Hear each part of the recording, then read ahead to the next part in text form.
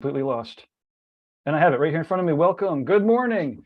It is 11 o'clock on August the 15th. This is the Tattoo Weekly with Jake Meeks, Lauren Gregory, and me, or I, Gabe Ripley. I'm not sure my English, my seventh grade teacher's smacking me on the. Anyways, point is, thank you for tuning in. And this is the Reinventing the Tattoo Network, where tattooers, apprentices, collectors, and the curious are all encouraged to join in these live streams, to watch the replays, to meet up in actual real life events safely, and ultimately to inspire each other to create better art and tattoos together. With your help, we've been beaming out like a kind of a regular network 5 days a week. We have awesome live streams going out. And so speaking of that, I'm not quite sure if you're watching this live or on the replays, but I'm going to list off a couple of the places that you could find us, talk about some of the Reinventing sponsors real quick, and then we'll get on to the show. So Reinventing the Tattoo, do a search in the Apple App Store. There's a whole app there. Just do a search in the Google Play Store for the app, in the YouTube channel for the YouTube channel, or on the Roku for 15 channels, all of your favorite shows playing 24/7, including Drunk Critique against our partners best advice. Anyways, listening to the podcasts in Apple, Spotify, all the places where you could find podcasts. You could always get the latest and greatest at reinventingthetattoo.com. And there's an event schedule right there on the homepage of Reinventing. There's free tattoo history classes. There's actually some free webinars for tattooers if you go through the registration process so that you can get a taste. The Reinventing the Tattoo canon is Guy Aitchison's greatest collection of all of his teachings, his lessons, guest chapters. There's like a year or a year and a half, or maybe even 2 years now, of weekly exercises, so that you get the canon. You get like the book, the videos, and more Monday night classes than you can do in a year and a half, unless you do them faster than once a week. Then you could do them quicker. Point is, reinventingthetattoo.com, guyaitchison.com, rawpigments.co, worldtattooevents.com, Dermalize Tattoo Now, Fireside Tattoo Network. I don't know. This is we do a weird intro on Mondays. Lauren, are you coming back to us? Saving me? Saving them? Is this working? It is. We did about a 2-minute stream on the Fireside channel, and then it ended. So it was a short show for Fireside. Oh no.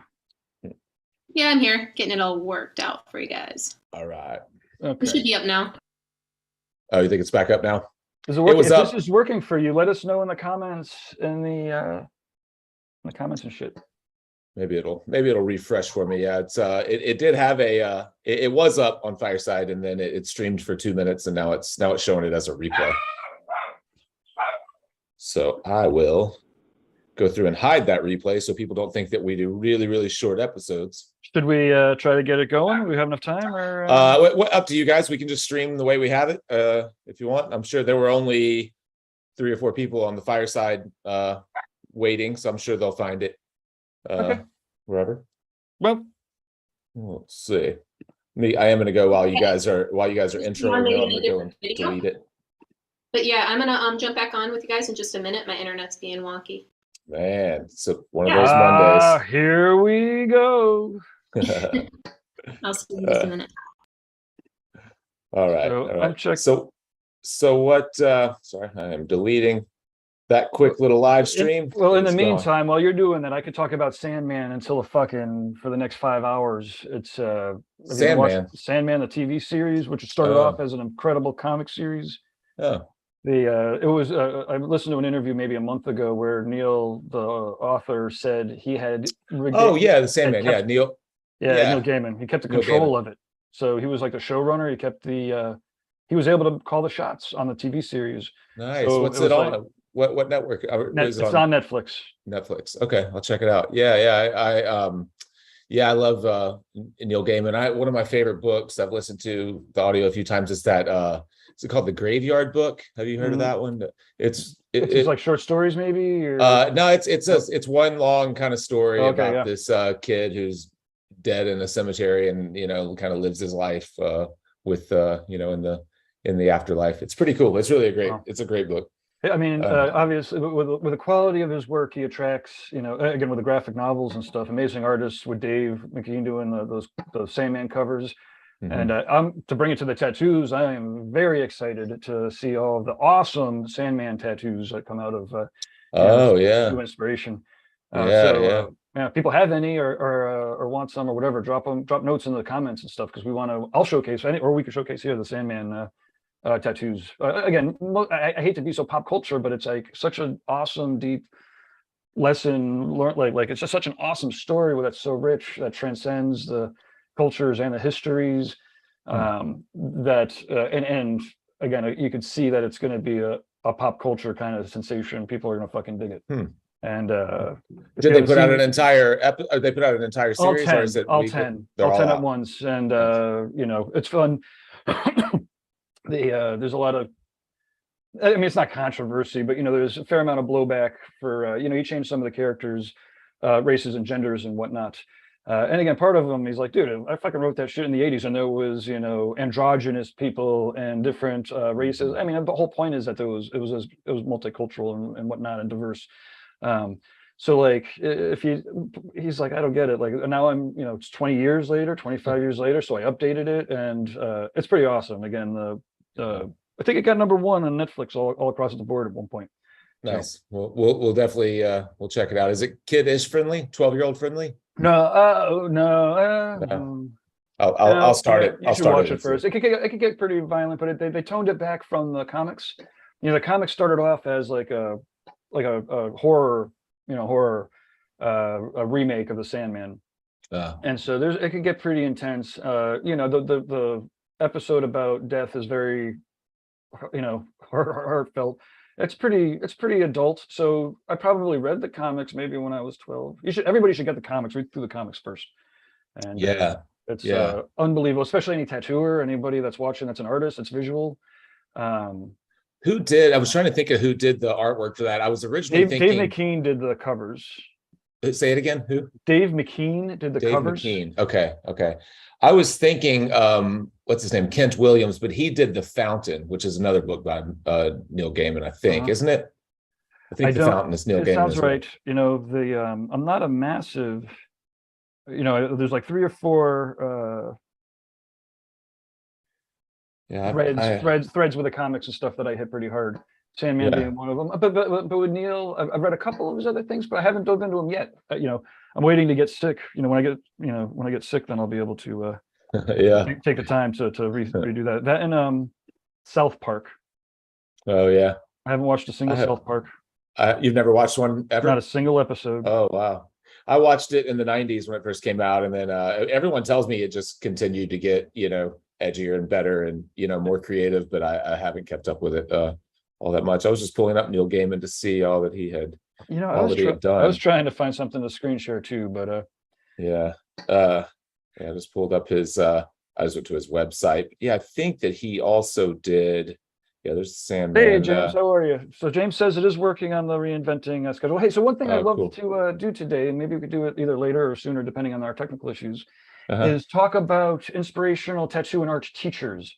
I'm doing a fair amount of booking for next year, and I'd love to find out from you, from other people that are watching, some of the awesome artists visually that you might want to take a class with or join a drawing session with. And then we could do a litdo a little tour, do a little screen sharing of some people.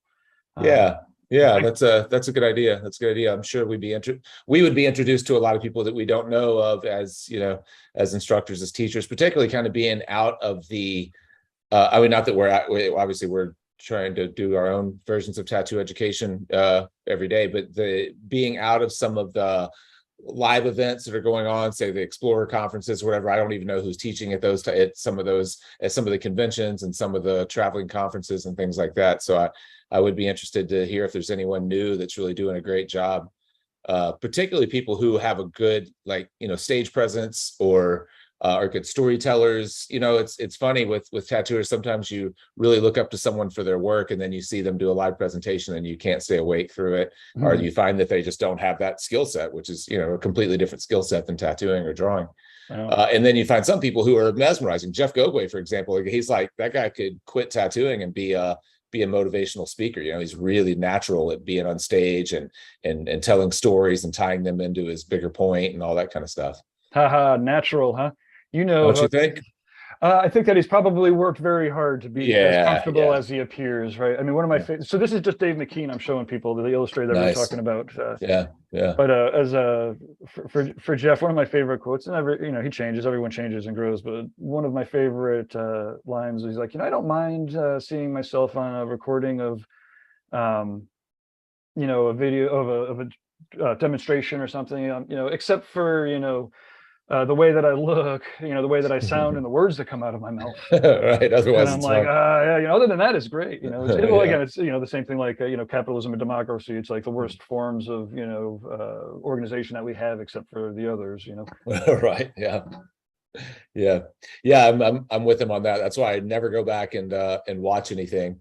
And it's why I really have to get someone else to start doing my editing again. We've really dropped off in putting out content, and it's because my editor Scott has gotten another job, and so the editing is on me. And everything that I say, I want to remove when I'm editing it. You know, so you go through and I'm like, I didn't word that right. Let's scrap that. I'm just actually going to put this whole project to the side, and I'll think about it a little bit. You know, and that's why nothing comes out. Fighting through that, you know, I don't just real short. I did a you know, a whole seminar on some of the shit I fucked up a couple of years ago, and so then I found myself like, I mean, I had to revisit it because I didn't want to make those same mistakes again. But then I like had to revisit it, I had to shoot it. So now all of a sudden I'm like talking about all these things in a way so that I could give, and then I'm editing it. So like here I am editing it, my sound, this topic I don't really want to revisit, but I have to so that it's, you know, and it kind of requires a little bit more editing than normal. And so by the time I was done with that, it was like, I could, you know, it's all good, whatever. There's nothing I can record or edit that I can fucking give a shit about now. Right. Lauren's back. Oh, Fawn Baker is going to be our special guest. Nice. I was hoping Lauren could get her camera working. I was curious about, I saw some progress on social media with the piece that Guy and Fawn started on her thigh. Looks really nice. Yeah, you know, internet stuff. I'm kind of like figuring out, you guys, but I'll show you in just a minute. Or whenever I do connect, I'll show you, or when Fawn comes on, you know. Awesome. Did you just upgrade all of your equipment or something? Because it seems like you texted from a new phone this morning and now you're changing laptops. So have you just like done a mass upgrade? No, I have not. I've just done a mass switch around, you know. Oh, okay. Gotcha. So yeah, I don't know if you'll be able to see it because of Zoom, but I have shorts on if you want to see. I took off the wrap this morning. Can you feature the let's see it. All right, yeah, I can I did see just some still shots. Maybe there was a quick little video pan of it. All right, let's see if this works. All right. Don't fall. I won't. Oh yeah. Oh, that looks great. Yeah, really nice. You did all that in one day? 2 people one day, yeah. Woo. Nice. Yeah. Awesome. Hell yeah. How did it feel? Is that the first time you've been tattooed by 2 people at once? Yeah. Yeah. That's something I would like to talk to you guys about today. Maybe when Fawn comes on, we can talk about that. Yeah, it sounds great. Yeah, exciting. Was that, you've been to Guy's studio before, or was that your first trip? That was my first trip to hyperspace. Yeah, it's a cool place, huh? Oh yeah, it's right up my alley. Right up my alley.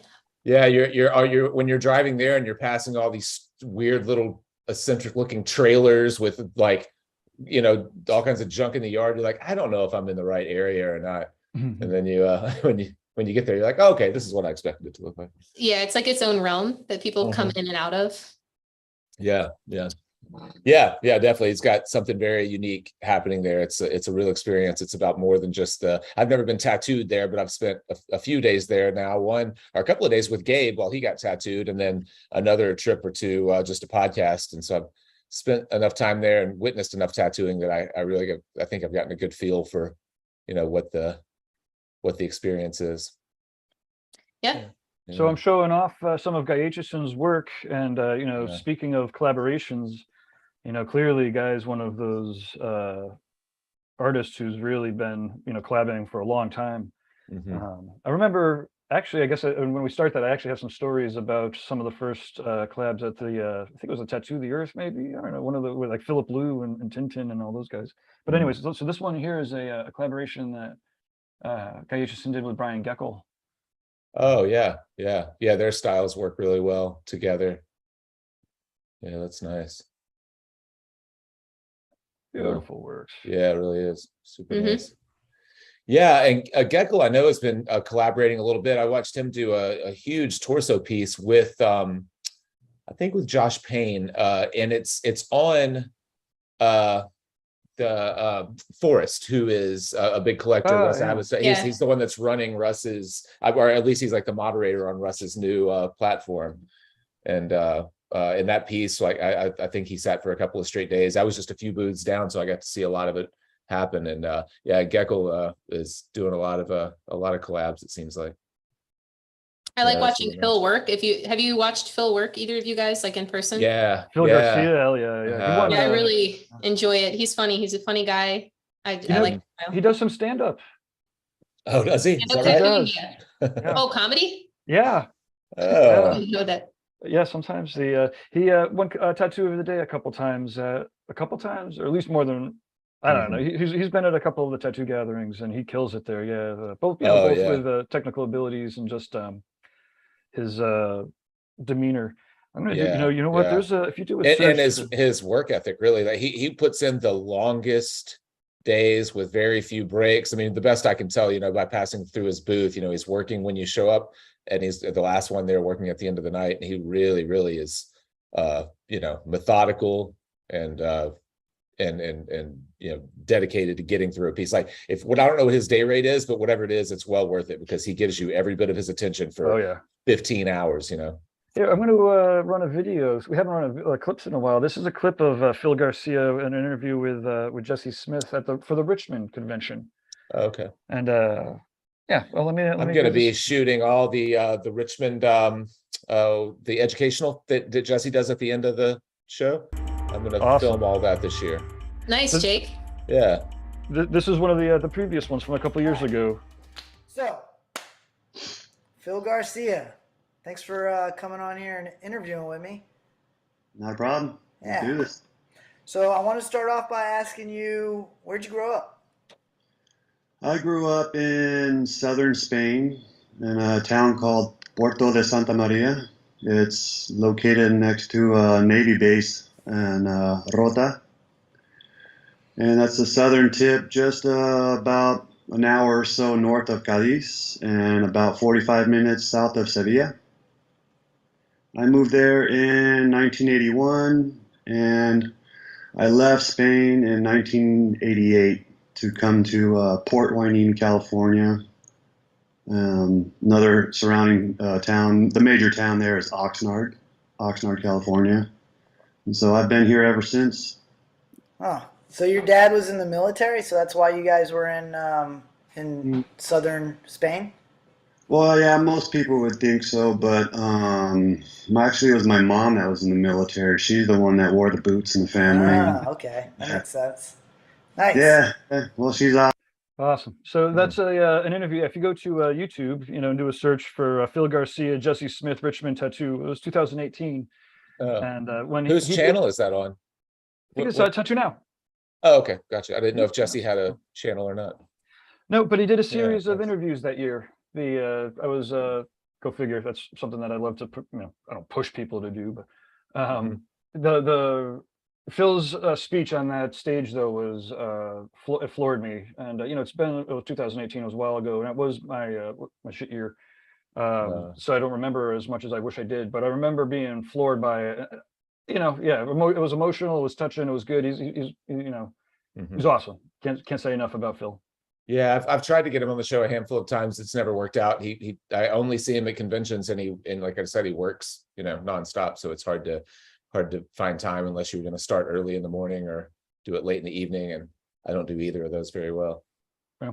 I saw him at his tattoo shop out there in Port Room, and it was years ago. It was before 2018, before that video there, and it was awesome. Like, it was definitely not like world-class chic LA tattoo shop. It was definitely like beach town, I'm not saying there was sand on the ground and the beach was like literally washing into the, front room there, but almost. That's the vibe it had, right? It was real cool, and he was just real laid back, fucking sitting there doing some fucking brilliant work. Another tattooer there. Again, it was awesome. Real cool Nice. vibe. He accepted the Best in Show by DATS at Tahoe so well. He was actually tattooing, and so he had to take he had to be, someone had to go and grab him to bring him to the stage, if that tells you anything, on Sunday night, full out nonstop the entire weekend. But the way he accepted it was really, really very sweet, like very humble at the same time. So it's cool that we can all talk about him, but at the same time, his character's pretty on point these days. Yeah. It seems like it. The little bit that I've talked to him at several shows. He's very soft spoken. It's funny when I first encountered him quite a few years ago now. I think he was a kind of a different person too. I know he's been sober for several years now. When I first met him, he was not.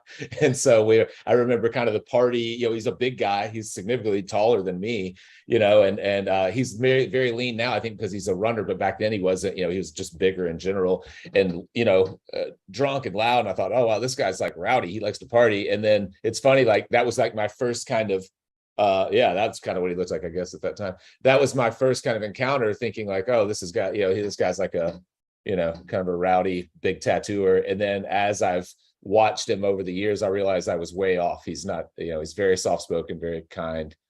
So I hope to get him on the show sometime. Yeah, look at that. And his paintings are awesome. I actually bought that tutorial, the Pink Rose tutorial.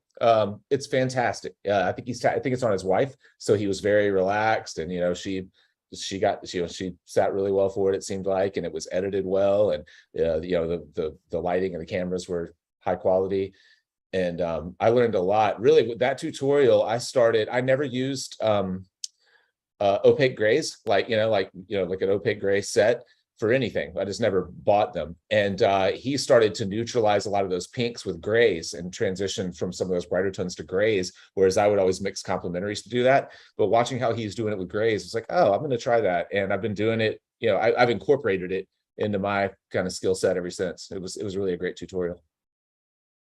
I assume it's still for sale. I think it was for sale right there on that website, right at philgarcia.art. Okay. .art.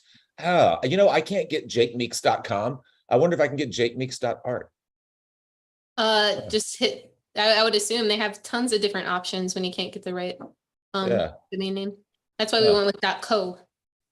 Yeah, I see more and more of that. The thing with .co is I always, just out of habit, I type the M on the end, and I never get there. .co, like .art, at least it's different enough. Like, .art is not a bad. TSM Pro is .co as well, and I constantly type .com and go to some random spot. But I see that happening more and more. But I should try jakemeeks.art. It's also $120 a pop there. It's a premium domain, $120 a year. Ooh, I don't know if I got that kind of bread to drop on it. We'll see. Yeah, fuck that. We'll see. I'll talk to .com world. Yeah. Except for inspiring.tours. Oh yeah. Inspiring.tours. Inspiring.tours. Tickets on sale soon. That's all I'm gonna say about that.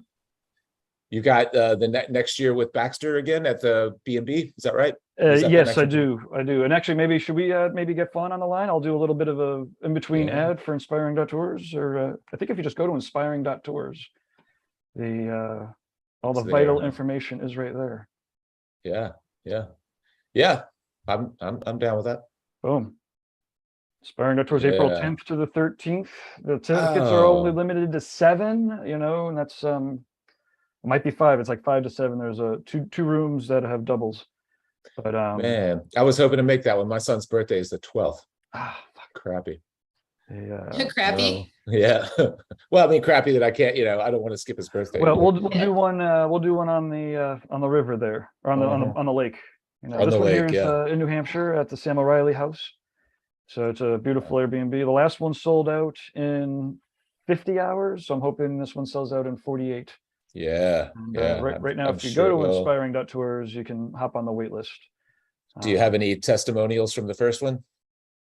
No, we don't have the video. Like we have them all on like video and stuff, but Yeah, I mean, you know how Yeah. that rolls. We sold the first one out in 50 hours without much of that. So it's like we recorded it all in anticipation of doing it. But if like we could just sell it out with a one-page website With like that little, without, I little think less I could just effort. text. I mean, I'm just going to text the people that took it before too and see if they want it, right? So, Mhm. but the point is, you know, if people are interested in these tours and they sign up for that wait list, you saw that list. We'll go anywhere.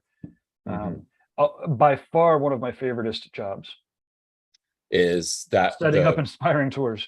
yeah, I bet, Gabe. Yeah. Fawn's in the weight room. Do you guys want to? sure. Yeah, let's bring her in.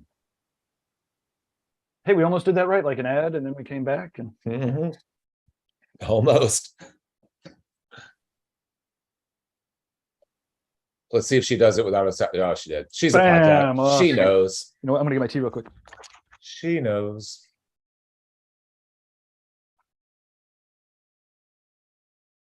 All right, cool. So yeah, Fawn and Guy did the collaboration. So that was just less than a week ago. Wednesdays when we got started on, or Tuesdays when we got started on getting there and getting in, and they started working on the drawing. So that was a really cool, unique experience. Fawn, how's it going? Pretty good. Just kind of getting my day started, chilling out back my outside office. Yeah, we went over to Brian and I went over to the Fort Wayne show yesterday. So this is really like my first day, just like chilling at home since we've gotten back. It's been like nonstop for me. So just kind of taking it this morning. How was that show? It was really nice. Brian and I were talking about it on the way home. There were probably like 80 or so booths, but like phenomenal artists in every single spot. So I think they did a really good job. Like, I like to use the word curating, but they did a good job like curating the kind of artists and the art being made over the weekend. And that is or is not put on by the same folks that do Explore, aren't they? Fort Wayne people. Yep. There's a Explore conference going on, I think, today and tomorrow. Okay, gotcha. A lot of people were staying for that. Yeah. Had to get back. So.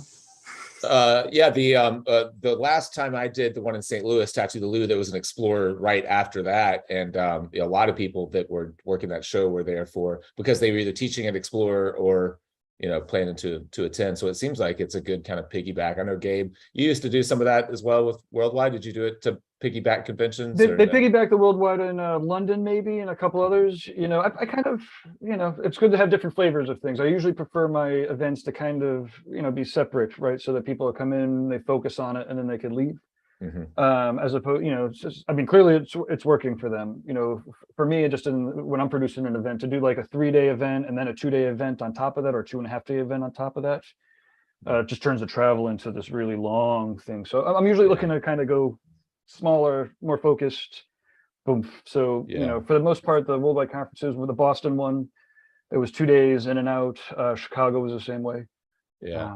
But what's funny about the one in St. Louis, from what I remember, the guy who puts that show on, I was talking to him about piggybacking Explorer, and he said, I didn't do that. I didn't know that it was even happening right after. It was like either complete coincidence or the Explorer folks decided to do it.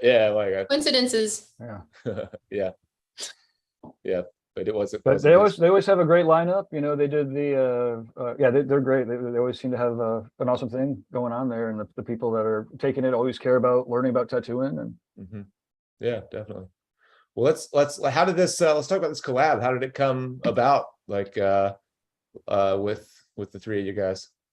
Well, go ahead, Fawn. We were in the middle of a show, and Lauren was like, "Have you ever collabed with Guy?" I was like, "No." And then next thing I know, after the show, I get a text like it's set up and ready to go, pretty much. Oh, nice. Yeah. Easy. How did the planning take place? We had like a video call between the three of us, and we just kind of like kicked around some ideas and like some shapes and themes that we kind of wanted to include. I think that was kind of a really nice way to start, because it was like, we weren't in person, we weren't together, but we're also used to communicating with each other over these electronic like medias that I think it made it really easy to just like, as we were talking, I was just kind of like scribbling in a sketchbook, and after that I came up with a few thumbnails, but my like mind's eye just kept reverting back to like just the initial scribbles. So I just kind of like, I messaged Guy and I was like, I keep just kind of coming back to this first idea that I was just kind of scribbling away on while we were talking. And that's basically what everything kind of grew off of. Some of the elements kind of got changed and made a little bit more interesting, but like for the most part, it's pretty close to that initial thumbnail from our, like, what was it, like a 20-minute conversation maybe, Lauren? Yeah, something like that. You guys had pretty good chemistry already from working together in the past, that it kind of came down to the point of what to expect, but the drawing phase came like in person really, and it meshed together really well. Nice. So how worked out was the drawing before tattoo day? Did you guys do a lot of drawing at Guy's studio to tighten it all up, or was it done mostly like beforehand? We both had like little sketchbooks that we showed up with, so we're literally both working like thumbnail size. We kind of, you know, sat in the gazebo out back and just kind of bounced ideas back and forth.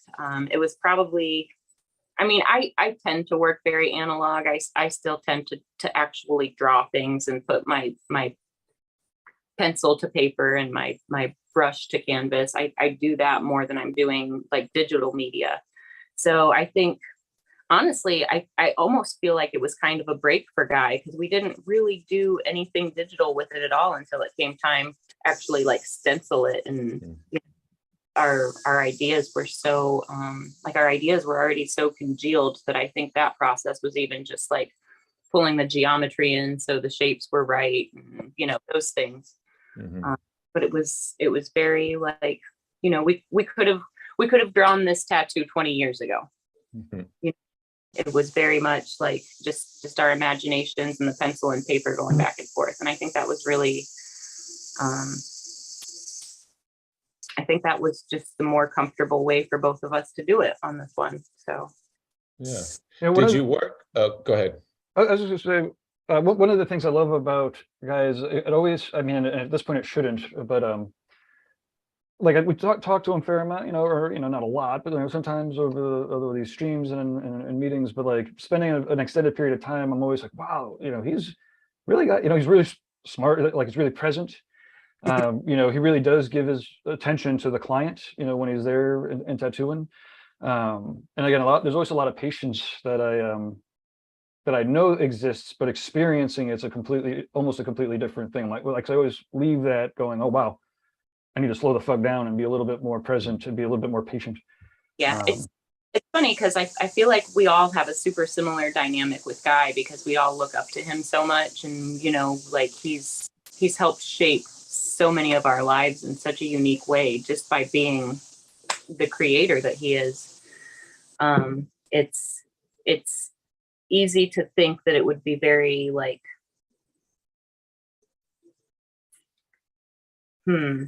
almost like being around your legend the whole time. You know how like you get that almost starstruck feeling around people. With Guy, when you're alone with him and you're in his space and everybody's comfortable, it's just the most like refreshing human experience. You know what I mean? Like when you're one-on-one with Guy, it's a little bit different than when he's teaching a whole room full of people. You know what I mean? Like he's a very one-on-one kind of person. And I feel fortunate to get to experience him like that. You know, he's worked on me, so I've spent a lot of time with him, and I've gone over while he's working on Derb and Jordan. And so, you know, I've had a lot of those experiences, but every time it's nice to see like how much we look up to him, but how just human he is, how regular he is. You know, his life's the same as ours, the same, you know, the same things that we all deal with. He deals with his own versions, and it's just, you know, like we're kind of on the same path, and we've got all these things in common. And, you know, I do look up to him, but it's like, it's almost like, I don't know, you know that tribal thing where you just come to the table with another member of your tribe, and it's, I don't know. It's amazing. Now, just to be careful, because I've seen this with a bunch of people. Like they are normal people, and like Jeff Go, like they are normal people. They go through normal trials and tribulations. You know, maybe what I've found is not quite so normal amongst the different artists. So that, like, say, at least for a Guy, you know, at 10:30 or 11 o'clock, everyone's fucking wiped, they're ready to go, and he's like, okay, well, I'm gonna, go draw a sleeve out for my tattoo tomorrow. Wait, what? You're gonna start that now? He's like, yep, because it's got to get done for tomorrow. And I'm gonna start with my 4 thumbnails, and or same thing with Jeff, like, Jeff will be there first thing before anybody else in the morning, right? So like they are normal people and they go through normal trials and tribulations, but in some way, and everyone maybe can wake up early and get to work or stay up into the wee hours, or even just balance it to the perfect medium. But not everyone does, right? So it's one of those really crazy. I don't know, it's crazy. It's like, so yeah, the guy's awesome. He's normal. He's like a real person. When people bitch that he's like holier than thou or whatever, it's like, no, actually, he's just a normal person that 80 million people want to talk to at the same time. A lot of it too that I've noticed, and not just with artists, but with people who are that people look up to, that specialize in different things, is that they know what they know where their value is, and they know what not to spend their time doing. So many of us we're these kind of rugged individualists, and we try to do everything because we want everything done right, and so we end up doing half-assed work, or not being able to put the time into the things that are most important. And I notice with people that I think really excel at something, they don't do a whole lot of the other stuff that I find myself doing. They focus on the things where they serve the greatest good, or that engage them the most. Like Baxter is another one of those. If you spend any time around Nick Baxter, you know that he doesn't do very many things. You're not going to go hang out and you can go to dinner, but you're going to have dinner and go back home and like go get back to drawing. It's like, this is kind of what I do. I'll do what I do, what I need to take care of my body so that I feel better, and so that I can have all the energy that I need to put time and effort into what I'm here to do. So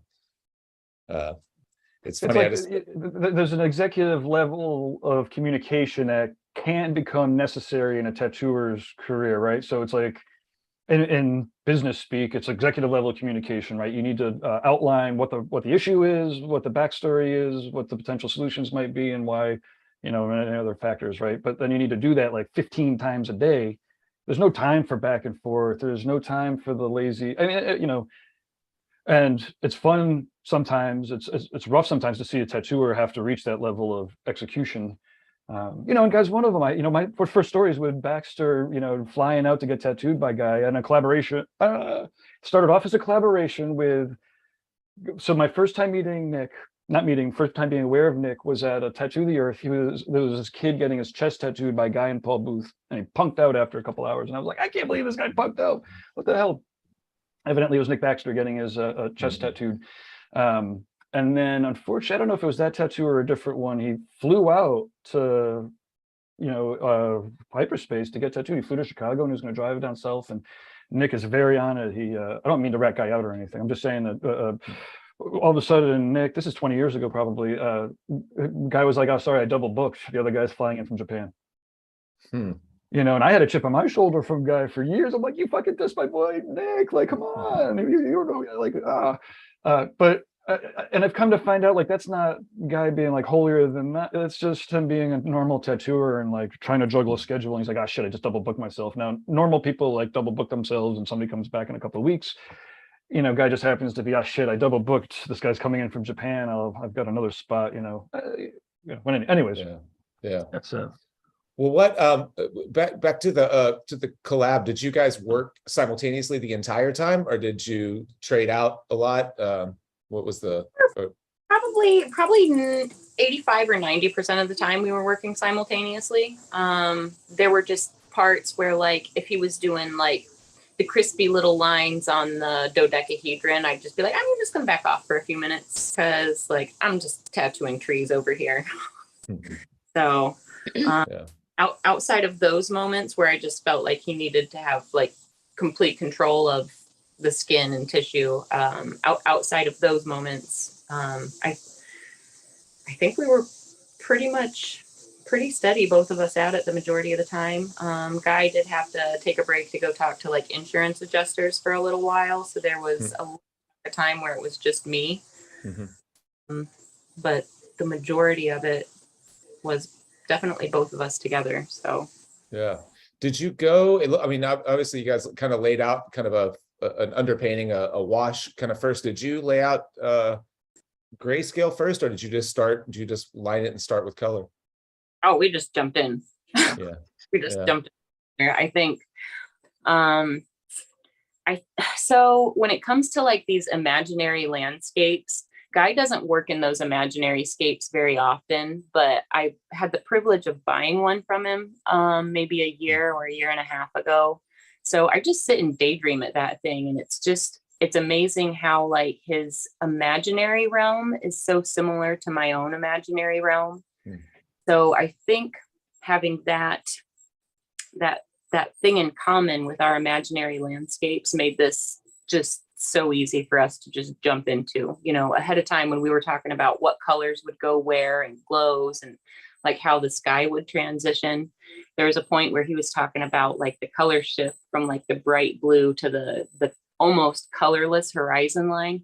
He's like, you know, the vanilla cream color. And I was like, oh, I know the vanilla cream color. And then when we get to tattooing and I'm working like the second layer of the blues all the way down, and I like mix up like just a little bit of yellow and just a little bit of white, just a little bit of like a creamsicle to just warm it up a little bit more. And then I bring it in, and just before I touch it to Lauren, he stops and he's like, that's the vanilla color I was talking about. And I was like, told you I knew. It's that's funny. I remember him saying that, which is really cool. There were, I don't know. I think Guy and I communicate really well in color. Lauren was on a walk with Kaya, and Guy and I were sitting and just kind of like talking about like how we were going to lay things out and like what temperature shifts we wanted where, and like how the like underground area where the icosahedron is, like how that was going to glow and impact the areas above it. And like ahead of time, we decided where we were going to have skin breaks to like separate areas versus where we're going to have like fully saturated pastel colors to make those glow. There were a lot of things like the difference between like a form that is glowing with rays of light and a form that's glowing like neon lights. Like our language was already so like on the same page with all of those ideas that by the time it came to like actually jump into the skin, I think we both had such a clear picture that we didn't really map anything out. We just literally jumped in. Like Guy would be lining for a minute, I'd be lining for a minute. One of us would switch to the mag, the other would switch to a mag. Like our flow was very similar. Like the way that our eyes flowed across the project and moved through things was very similar. So I think that probably contributed to like just the continual pace that we both had as we were both just moving through so fluidly and like around one another. I think we did a pretty good job, even though we're working in such close proximity to one another. I think we did really good, just very comfortably accommodating one another too. So that was really, really unique because I've never been tattooed by two people at the same time, but it was a wide enough space down my leg. And I was on the phone with Jason this morning talking about it from either the artist perspective or there's a client perspective. But for me, I honestly didn't think, if I had to put a threshold on the pain, I didn't think it was anything worse. It was faster, and it almost gave me something to think about because it was almost too like they had a stationary spot to begin with, but things kind of rotated a little bit, and I can feel how Guy tattoos versus how Fawn tattoos was very, very interesting. Just the way that they stretch the skin or the way that he would pause kind of like while she would do something specific or vice versa. It was really like great chemistry. So in the case that you're looking to have a collab done, I think I like the way that Guy and Fawn's style mesh rather than going into a collab expecting two styles to coexist. Yeah, that's one of the common things that I see, especially with two really great tattooers that have very defined styles, is it ends up one is kind of framing the other one, you know what I mean? Or, you know, so it's like, so that it's very obvious who did what. And not that there's anything, wrong with that at all, but I think that it's a lot more interesting to see, when people, draw together, tattoo the same areas and try to make it look like, it was done by a third party rather than two, well-known kind of styles. We talked about that with Guy, and I said something about that, and that's kind of the same thing that he said. He's like, it's not me and it's not her, but it is both of us, but it works together. I liked how that came out. Yeah, yeah. Not it was a beautiful piece, but an example of what I'm talking about with two different styles is whenever Guy and Russ collabed. It was very obvious that it was what Russ designed and tattooed and what Guy designed and tattooed. Cool piece, but it wasn't like a collab in the same way of what you guys did here. So we had art night at Red Tree Saturday. So I got back in time to participate in that. And it's I hadn't shared anything from our trip yet, just because I hadn't had time to like sit down and just like mess with my phone. And I don't know. I kind of like to just kind of not pay much attention to my phone when I'm traveling and doing stuff. I like to like be in the moments. But anyways, while I was at the studio, there were probably 35 people there, and we were all just kind of like sharing what was going on, and everybody wanted to know what I had done because I hadn't shared any pictures yet. So I was showing it to a group of people that I work with and like hang out with us all the time. And the question that I asked was, what part do you think that I did and what part do you think that Guy did? I wanted to ask that too. So Logan, who's a close friend of the shop, was like, it looks like you started that and Guy started that. And I was like, actually, it was the other way around. That's nice. Like even people that know my work intimately and people that also know Guy's work intimately, they couldn't decipher who did what where. So I think that should be the goal that you want to achieve in like a successful collaboration. So that made me feel really good that we're, this early on in the project. I mean, we got a lot accomplished, but we're this early on and it's already like its own separate, it's a whole new, I don't know, style from the mix of both of us. It's, it's way different than a lot of the work that I've done. It's, even though I'm working in a lot of the platonic solids, it's way different than the other pieces I'm doing, but it's also very similar. And then if you look at like, if you look at Guy's tattoos, it looks very different from his tattoos, but it's more similar, I think, to a lot of the things that Guy's exploring in his paintings right now. So I think that's the thing, is this was more like a painting journey between the two of us where we just happened to be tattooing. Like, I don't know. Yeah. You know what I forgot to mention that was really funny, and maybe Fawn, you can help me with this, and Jake, you'll enjoy it.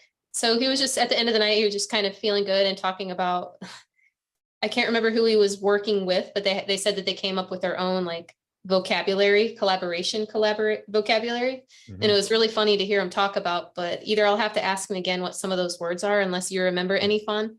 It was so late, I can't remember now. But yeah, it was funny, like when you're collaborating and your heads touch, or like if there's so many different things, right. happening. Yeah, no personal space and collaboration. So yeah. Right. Yeah, that's funny. What do you guys have time in the books to work on it again, and do you plan to finish it in a second session, or do you think you're looking at multiples? Well, I'll go back in a few months, but I'm kind of open. I don't have anything on my legs anyway. So whatever happens, I think I'm pretty fluid with that. But it depends, I guess, on their schedules. Yeah, I'm going to, whenever Guy's available, I'll be able to make the time available. So yeah. Do you think you'll do another color pass, or do you think that you have several more passes over it? What's your thought? There are just some elements that we didn't complete yet, like a lot of the like foliage that kind of frames everything, and there's this weird like alien fruit shape at the top. Like all of that is either only outlined or it's just got like the brief, like one of the things that I like to do when I tattoo is I'll just like go in with the darkest jewel tone and get that committed right away, because then I can feather out of that into my next color. So like it looks more complete than it is. There's really a lot of open skin in there too still. So it's just those jewel tones kind of like tricking your eye, but there's a lot of incomplete areas still. So after the tattoo, we ended up, I used that tattoo armor to wrap it, and she wrapped it. And then the next day we ended up visiting Chris Taylor at Indianapolis, not at Ink Therapy in Indianapolis. And so then on Thursday night, I got the wrap on, which I normally don't like, but I was going to be in Florida at the beach, so I thought it'd be a great idea. And I took it off this morning, and I'm just really impressed. I like the fact that we used an all raw palette, but I like the fact that it's healing so fast between two different people. Yeah, nice. What you used, what type of wrap was it? The The tattoo armor. Yep. And that Tattoo just stayed armor. on for until like a day, not even. I can't remember if that's the one that I bought recently, and I thought it was so sticky. It scared the Nope. shit out of me. No. That's not the one. No. The one I got from Kingpin, as soon as I opened it, I put it on one person and then I threw the rest of it away. I was like, oh, It's stuff's not way sticky too at all. sticky. Okay. It's like cotton pad that's super absorbent. So like Okay. I'll like wrap this large pad around them, and then I like put like the tattoo tape, like the Coban, the stretchy stuff, I wrap that around it. So it's almost like a soft cast. So it protects you. But the nice thing about it is it wicks all of that moisture. So when you're in the shower the first time the next day or that night, you don't get all the tattoo boogers that you have to scrub off that are uncomfortable. It's just nice and dry, and it's not weepy, it's not seepy. And then the other thing is, so we actually had Ed Livermore, who works with Tattoo Armor and really does a great job pushing the product. But he sent us some samples after we had him on a tattoo collecting show, and I fell in love with it. I was like, Derb, you got to check this stuff out. And we started carrying it at the warehouse. And once I realized how cheap it was, it's $8 a pack and $10 a pack. And I think there's 10 bandages in each pack. So it's like you're $1, I can wrap a whole lower sleeve, and $4 wrap it in Coban. It's softer, it's less messy, it doesn't irritate the skin, and it's cheaper than Sanoderm. Noted. Nice. But I'll try that. I'm getting incredibly good feedback from my clients for it. So I recommend it as often as I can, because I think it's really good and it's inexpensive. I actually appreciated that more because I've gone through, on smaller scales. This is the largest piece that I have at a time. And I've done Sanoderm, and either I've done it and taken it off because it was just too much. But this is just so different. I took it off after a day and then did the Sanoderm. And now like the heel is just completely different because I've had, I didn't realize to stretch and pull, not to peel and pull. I guess you learn with that type of thing. But it was just so much cleaner, and so much cleaner if you put it on the second day with that tattoo armor the first. Nice. Okay. Yeah. Actually, you did this for 2 days, then the Yeah, Sanoderm. for 2 days. And then the Sanoderm. Yeah. Gotcha. Yeah. Interesting. Yeah, I'll check that out. Give me the name one more time. Tattoo Derm. Is that what you said? Tattoo Armor. Tattoo Armor. If you were in Hill City, Columbus, you might actually see him in Phoenix, maybe. I'm not sure. Okay. Tattoo Derm might be the one that I used that was from Kingpin, and I was not a fan. It's so sticky. As soon as I put it on the tattoo, I was like, that was a mistake. We should take that off right now. Speaking of Hill City, Phoenix, everybody except for me is going to be there, right? Yep. Awesome. Oh, you're Well, going to be there for chat, that? Nice. chat a little bit about what you're planning on doing and invite everybody out to the show. We have 2 minutes James, left. with us. I'm tattooing. I'm tattooing 2 of the days, and then I kept one day open to, I don't know, do something, wander around and, swim or look at what other people are working on. I just don't like to tattoo 3 days in a row at those shows. It breaks me down. So I got 2 days booked, and then I'm just going to hang for the 3rd day. And I'm tattooing with at Lauren's booth, at Raw's booth. So I'm excited to meet whoever else is tattooing there with me. So it should be fun. Yeah. What about you guys? What's y'all's plan there? I fly by the seat of my pants so much. I have one of my longtime clients. I'm going to work on him and his wife, but like right now we're scheduled for Friday and Saturday, but I might work on them like Wednesday and Thursday. Just because like, I don't know, over the years, my responsibilities with the Hell City crew have kind of changed a little bit. And now that I'm doing the reinventing stuff and I'm always capturing footage for that, it's kind of like I've turned into the backup AV person. So because I know all the language, and if Brian needs help with something or Ben needs help with something, A, I have the cable. B, I have the adapter. C, if I don't, I'll just replace it with my equipment and it'll be fine. So it's turned into this, like, I'm kind of like the backup AV person. I'm also like, like the random extra person. Like if you need a hand, I probably know how to help with it. Like it's funny because I don't have like super specific responsibilities, but all I do is run the whole day time. So Yeah. I hear you. That's how it feels in the Raw booth too, or like in a booth when you're, doing all that stuff at an event like that. It's like, I just want to go and see what's going on. So I like that you're taking the time to do that, both of you guys. The other cool thing I have, like working with Derb the way that I do, he knows how like hungry I am to learn and how much I don't know what my next step is. So he invites me to a lot of cool, like just opportunities to be a part of, like, be it like, he said, if I'm there by Tuesday, I can sit in on the pre-con meeting, which will be a pretty neat opportunity just to like, just listen and learn and, you know, see how things go down, because like, I don't know what's next for me. So I might as well learn what I can. So it's a pretty cool thing to be able to just like take those opportunities that Derb offers to like learn and just absorb. So that's kind of important for me too. Like, I never know what I'm going to learn or who I'm going to meet, but I'm always going to meet somebody cool, or I'm going to, you know, learn something new to add to like my belt of tricks in life. Yeah. I don't want to jump in front of Lauren's talking about what she's doing at Hill City, but to that point, Fawn, I can't thank Derb enough for helping with the Paradise shows. You know, it was, I got to he let me shadow him for a full Hell City. You know, I wasn't at the pre-con meeting necessarily, but like when I got there, you know, I followed him around for a couple of days, and yeah, it was amazing. You know, and the fact that he'll, you know, allow so many, you know, he'll give his time to people to help make sure they don't fall off, you know, go off a waterfall or something, is amazing. It's sad to see people, you know, waste that, right? Like, it's definitely seen him give to people and then not necessarily, you know, again, it's the same thing with guys. Sometimes it's like, oh man, what are you doing with that gift? Anyways, Lauren, how are you? What are you doing in thank you, Derb. Thank you, Guy. Lauren, what are you doing at Hill City? Oh, you know, the raw pigments. Usually it's just it's kind of like a routine now because we do it so often. We had the even just recently, like I've been talking about Akron and then San Diego and then Guy and then Hell City. It's just a routine. So in San Diego is a little bit different because the artist came in late and stuff like that. Flights have been canceled, but essentially just setting it up and talking to people. I always take my camera. So I'll be doing some of that as well. If you need anything from me, obviously, I'll be there. I hope I'd like to hang out with you some too more, Jake. Yeah, We'll be absolutely. in quarters.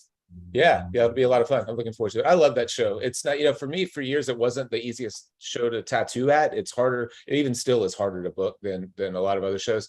But I just like that resort so much. And we always kind of take a day and we've been to like Taliesin West and just kind of hit different spots in the, you know, nearby. I'm actually bringing, our one client is coming from Memphis, so that'll be cool. I'll probably hang out with them a little bit. So yeah, I'm excited. We'll have a good time. Are we out of? We're over. Yeah, we're out of 3 time. minutes over. Wow. Speaking of time, time flies when you're having fun. Yeah, good to see all you guys. And I think we're on for. I assume we're on for next week, but then the following week is Hell City Phoenix. So that Monday, Okay. I would imagine we're all Maybe kind we of can do traveling. a Sunday show like we did in Columbus if you guys want. Yeah, Yeah. maybe so. We can do that. Let's just coordinate with Kyle so that we put the events in the right spots. Yeah. Perfect. And next week is officially Bart Andrews and Bart, a special guest from Unified Tattoo. Oh, nice. Cool. There we go. Sweet. Awesome.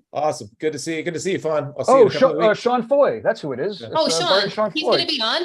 I believe he's going to be on that's next gonna be week. great. Yes, and he's awesome. I can't. Yeah, he is. He's sweet. Anyways, We should Cheers. talk about like some of his beginning stuff too, if it comes up, because I've definitely seen a lot of growth with him over the last 10 years. awesome. So Okay. thanks everybody for joining, and we will see you next week for episode number 43. See you next week on the Tattoo Weekly. We got to come up with a closer too. Clever openers, closers. See you guys later. I guess not. Maybe we don't.